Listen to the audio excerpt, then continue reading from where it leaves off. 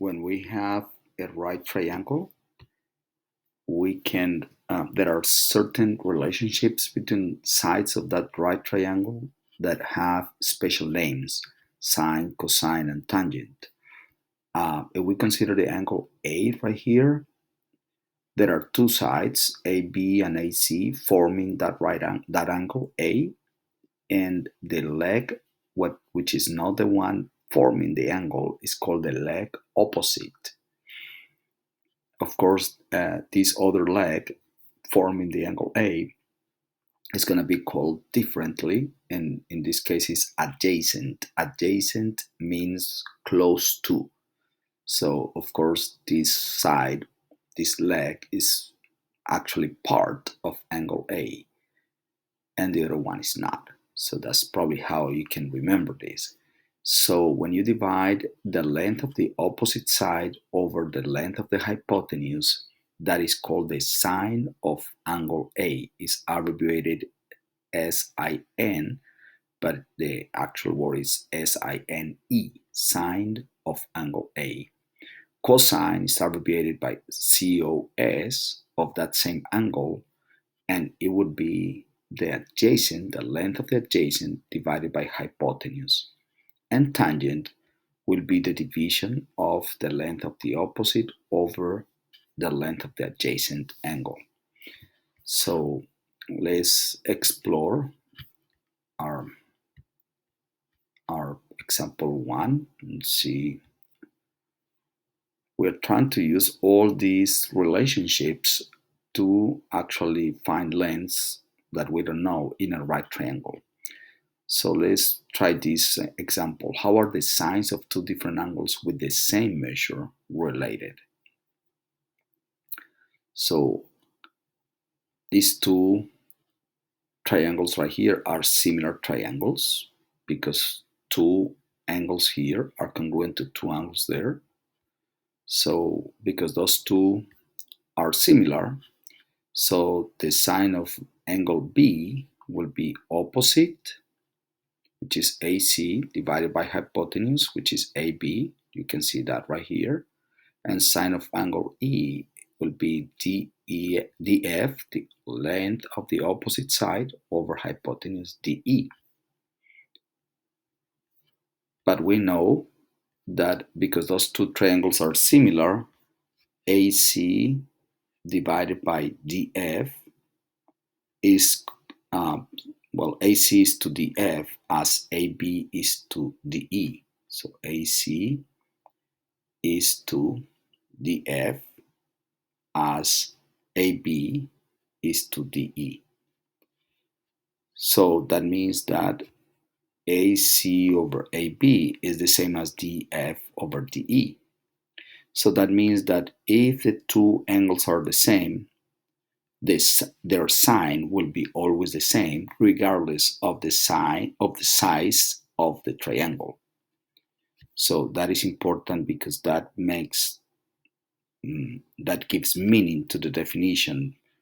That is to say that the sine, what we call the sine, is only depending on what the angle measure is, and it doesn't depend on the size of the triangle. So let's try it and see how you can show that any two acute angles with the same measure have the same cosine. So see if you can follow the same kind of process that we just did. After a couple of minutes, check your answers. Okay, so that'll be example one. Let's try now example two.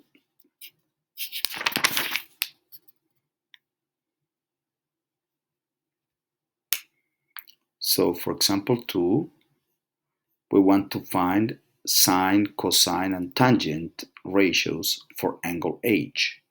So angle H is formed by the two sides whose lengths are 9 and 15. So the opposite will be 12 and the adjacent will be 9 for that particular angle. So if we keep that in mind, sine will be opposite over hypotenuse. So that'll be 12, which is in red, and hypotenuse, which is in green. Cosine will be adjacent over hypotenuse, will be the one in black over the one in green right now. Well, right now it's blue. And then tangent will be the opposite divided by adjacent.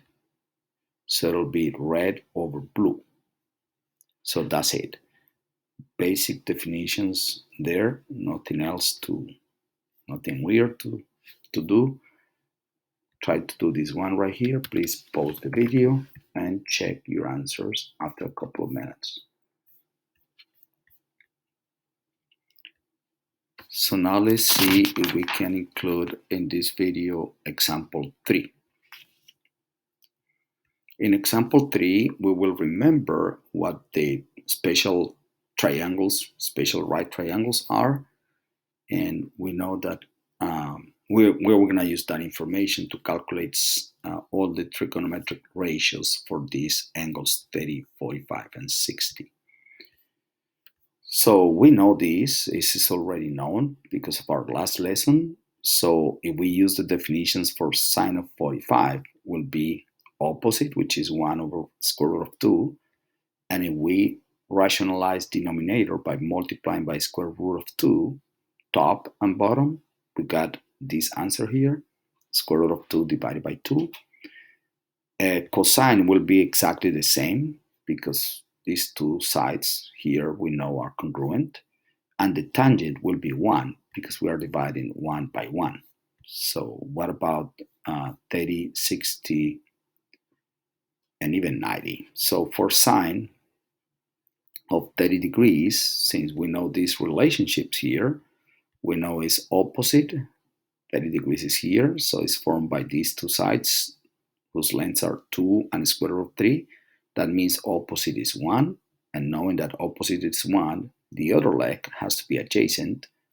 So 1 over 2 will be the sine, cosine will be square root of 3 divided by 2, tangent will be 1 divided by square root of 3, and in a similar way we did up here, we can multiply by square root of 3 to get this as the rationalized answer, meaning no irrationals at the bottom.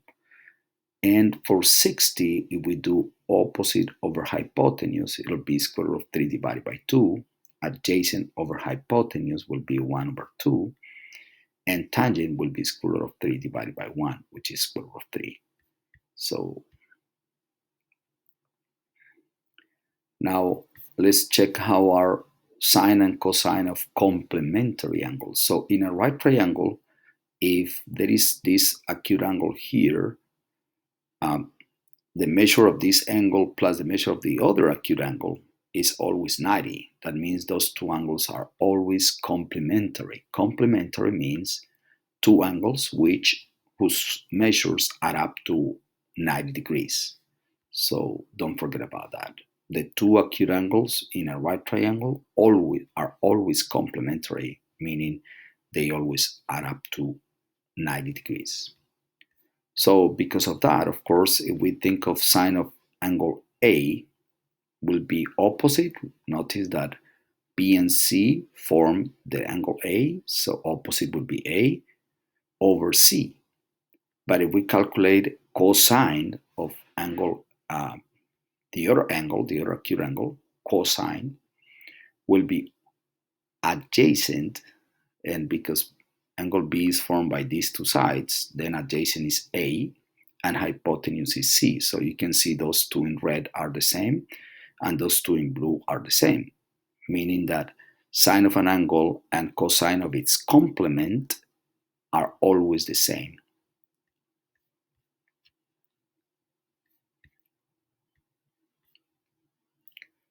So right here, how could we find the value of y? Well, we can use this being a special right triangle, we can use what we know to find y, but also we can use now trigonometric ratios. So see if you can find the answer and check your answer after a couple of minutes.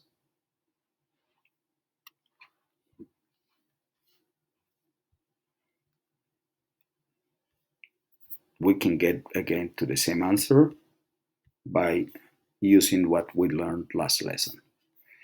How can you write an equivalent expression for cosine of 70 using sine? Remember that two complementary angles will have cosine of one equals sine of the other, so another angle that add up to 70 will be 20. Try to use that, and also try to do that for the 34-degree angle. After a couple of minutes, check your answers.